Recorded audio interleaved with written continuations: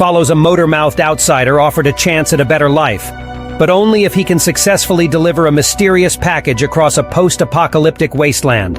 The long-running Rude and Crude Twisted Metal game franchise has shifted gears and become a live-action streaming series for Peacock, dialing up its gory gallows humor to 11 for an enjoyably batshit trek through a Mad Max-style dystopian America. It's crazy, crass, and downright impolite with its surprising amount of heart. It's a buddy comedy, social commentary, and hilarious blitz all in one. Not everything lands in Twisted Metal. A lot is thrown at the screen, and many jokes, both good and less than, are given their day in court. The overall laugh ratio is high, however, and the pure lunacy of the premise makes for a very compelling journey. Mackie plays a fun-loving dystopian courier, a milkman, who's named himself John Doe due to not being able to remember his childhood before the world's collapse.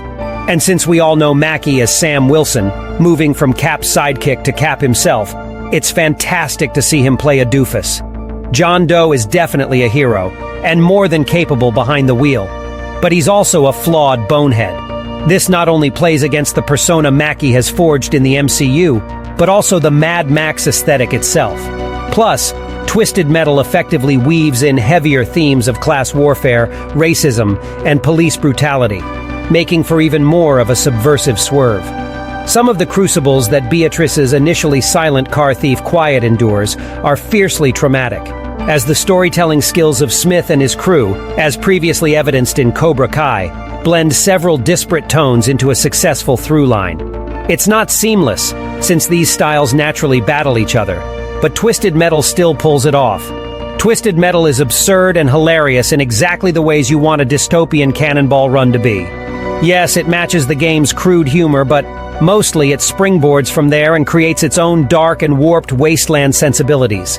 During the backstretch of the season, there's a little bit of joke fatigue, but the demented tapestry presented here, grown from the seeds of the games and expanded into something workable as an ongoing series, is delightful. Mackie and Beatriz play characters you root for, but also love to see get into impossible situations. Meanwhile, Church and Joe Arnett provide the order and chaos out on the open road, making for a believable powder keg of violence at all times. This show is so dumb, as only clever people could achieve. Wait, hold on. So the premise is that if the world fell to shit, people would be trying to get into the cities because the areas outside them would be lawless hellholes. That strains my suspension of disbelief a little too much. There's so many things that could easily ruin this. They need to educate themselves better about what the fan base wants instead of wasting people's money and time on a passion project that is only important to them. Their job as a writer in this case is to simply please the fans by sticking to the source material. Everything is basically already done, just copy and paste. It may be idiot-proof, but it's not libtard-proof, so unfortunately it had to be said. American people's opinions about the series. I didn't like the main character at first, and the humor wasn't great, but I was pleasantly surprised at how much I came to like him as the series went on. Loved the soundtrack as well. I think they gave this movie a chance to get closer and closer to the source material, so I'll definitely be keeping an eye out for Season 2. I'm a super fan of Twisted Metal. Just watching all the characters they added from all the games, even some from the third and fourth game, which is funny as hell and made me smile. I can't wait for Season 2 and all the chaos that comes with it. This show was surprisingly fantastic. Such a blast.